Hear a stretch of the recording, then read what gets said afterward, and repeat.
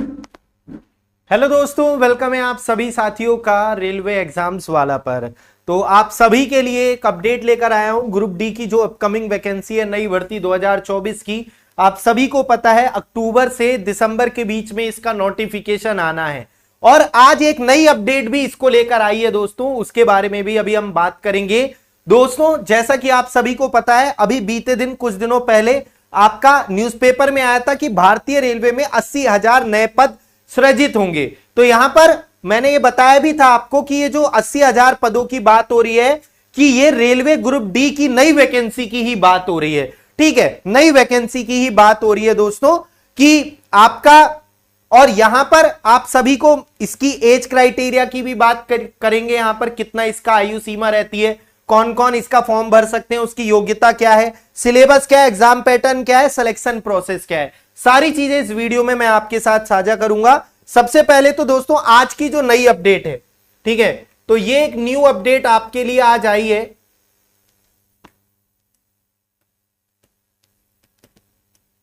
तो यहां पर आप देख सकते हैं टोटल एक जो है आरटीआई जहां पर फिल की गई थी दोस्तों, आरटीआई रिसीव्ड हुई थी यहां पर 22 सितंबर 2024 को, जिसका इन्होंने रिप्लाई किया है 24 को ही, 24 सितंबर को इसका रिप्लाई किया है। और यहां पर क्या थी, total number of post vacant in Indian railway all over department group C and group D till date. तो यहां पर मेरे भाई इन्होंने बताया है, इनसे पूछा गया था ऑल ओवर इंडिया जो है ग्रुप सी और ग्रुप डी, ग्रुप सी यानी जो एनटीपीसी की वैकेंसीज आपकी आई हुई है उनकी बात हो रही है, और ग्रुप डी की कितनी जो है वैकेंसी यहां पर अभी तक जो है वो बची हुई है। तो इन्होंने यहां पर डेटा जो दिया है वो सिर्फ दिया है नॉर्दर्न रेलवे का, है ना, एनआर रीजन का जो है डेटा दिया है। ठीक है, आपका नॉर्दर्न रेलवे का डेटा दिया है। ग्रुप सी में बताने 17,975 पद आपके ग्रुप सी में बाकी हैं अभी, मतलब ग्रुप सी में 17,975 पद केवल एनआर रीजन में आपका अभी जो है यहां पर बचे हुए हैं, और ग्रुप डी के 11,990।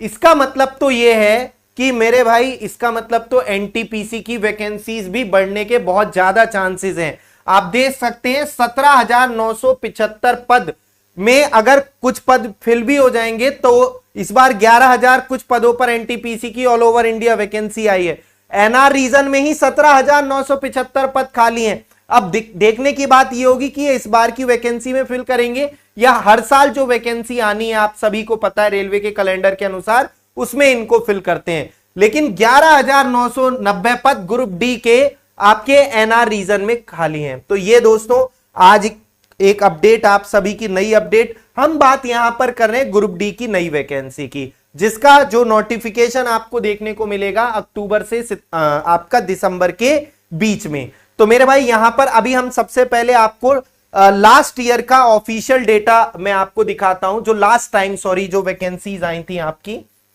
तो मेरे भाई लास्ट टाइम जो वैकेंसीज आई थी आपका 2019 में 1,03,739 पद, ये आपका 2019 में वैकेंसीज आई थी। कब आई थी? 2019 में। और यहां पर आपका जो एज क्राइटेरिया था वो 18 से 33 साल था जनरल वालों के लिए। लेकिन अब ये 2024 में ये वैकेंसीज आ रही हैं, अब ये वैकेंसीज आ रही हैं, तो मेरे भाई 3 साल का एज रिलैक्सेशन मिल रहा है। जितनी भी वैकेंसीज आ रही है, क्योंकि कोविड के कारण 3 साल का रिलैक्सेशन दे रहे हैं, तो अब 18 से 36 साल जनरल कैटेगरी वाले अभ्यर्थी, जो 18 से 36 साल जिनका एज है, वो इसका फॉर्म भर सकेंगे। अगर हम बात करें, ये तो हो गई अनरिजर्व्ड और जो है आपका ईडब्ल्यूएस कैटेगरी का, जिन पे सर्टिफिकेट होगा, जनरल वाले। ओबीसी वालों के लिए 3 साल का रिलैक्सेशन है, 18 से 39 साल के जितने अभ्यर्थी हैं वो फॉर्म भर पाएंगे। एससी एसटी वाले 18 से कितना 5 साल का रिलैक्सेशन होगा, 41, एससी एसटी दोनों। तो एससी एसटी 18 से 41 साल एज है तो भी आप फॉर्म भर पाएंगे। तो आपके लिए जो 2024 में वैकेंसी आएगी उनका एज क्राइटेरिया ये रहा। अब बहुत यहां पर एलिजिबिलिटी को लेकर बहुत ज्यादा दुविधा रहती है लोगों में कि सर केवल 10th पास वाले फॉर्म भर सकते हैं क्या, या आईटीआई भी जरूरी है। तो मेरे भाई इसमें क्या हुआ था कि लास्ट टाइम एक बार ऐसा हुआ था कि केवल आईटीआई से वैकेंसी आ गई थी, तो लोगों ने इसमें क्या नाम है, बहुत हंगामा भी किया था, नहीं केवल 10th पास वालों को मौका भी मिलना चाहिए, आईटीआई जरूरी नहीं होनी चाहिए। फिर आईटीआई वालों ने भी बड़ा इसमें पंगा किया, लेकिन फाइनली क्या हुआ कि 10th पास केवल जिन्होंने कर रखा है वो भी इसमें फॉर्म भर सकते हैं। तो यहां पर इसका एलिजिबिलिटी केवल 10th जिन्होंने पास कर रखा है वो भी फॉर्म भर सकते हैं, और आईटीआई जिनके पास है वो तो भर ही सकते हैं, है ना। तो ये इसका एलिजिबिलिटी क्राइटेरिया हो गया। जरूरी नहीं है कि आईटीआई हो तभी आप फॉर्म भरेंगे, केवल 10th जिन्होंने कर रखा है वो भी फॉर्म भर पाएंगे। 10th यहां पर आईटीआई कर रखी है तो भर ही पाएंगे, वो तो कोई दिक्कत की बात ही नहीं है। तो यहां पर ये जिनको डाउट था वो भी डाउट क्लियर हो गया होगा। अब यहां पर मेरे भाई इसका जो आपका सब्जेक्ट्स कौन कौन से आते हैं, इसमें देखो सबसे पहले सीबीटी फर्स्ट होता है, फिर उसके बाद में एफिशिएंसी टेस्ट होता है, फिजिकल एफिशिएंसी टेस्ट, रनिंग होती है इसमें वेट के साथ में, ठीक। उसके बाद में डीवी और मेडिकल होता है थर्ड स्टेप में।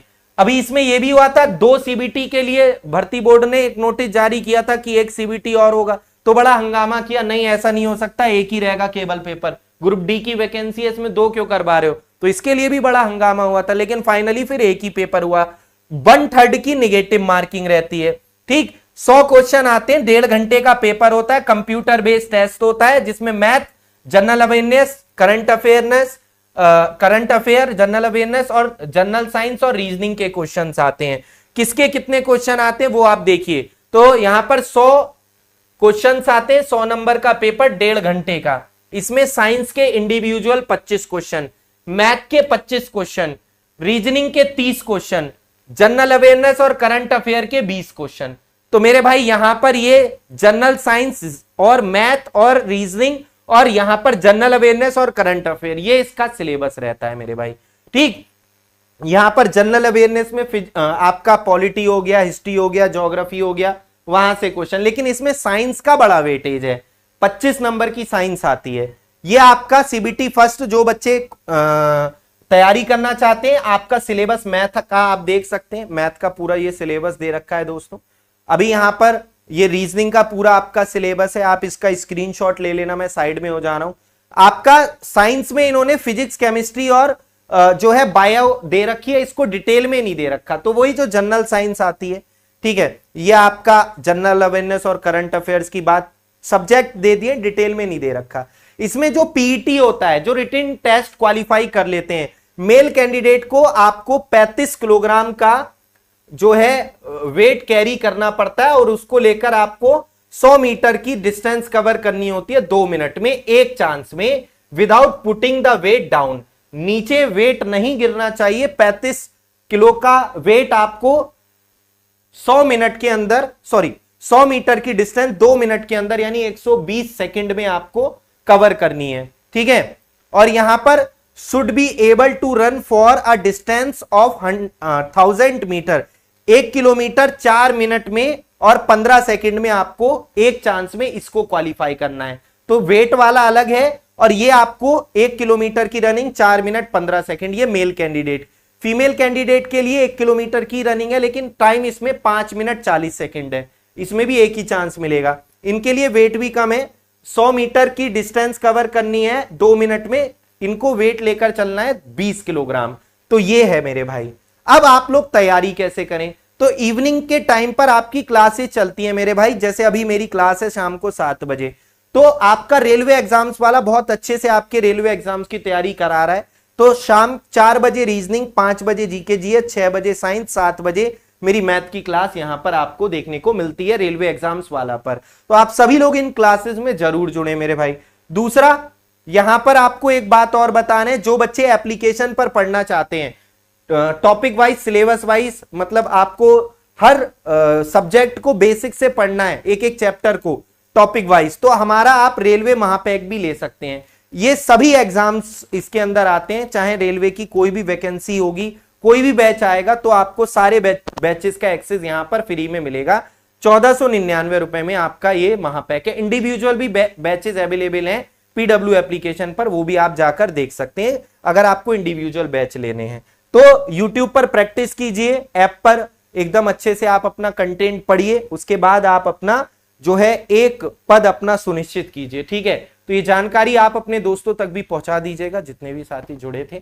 तो चलिए मिलते हैं हम लोग नेक्स्ट इवेंट में अपनी क्लासेस में, तब तक के लिए बाय बाय, टेक केयर, जय हिंद। अभी भी कोई डाउट है तो कमेंट्स कीजिएगा। धन्यवाद।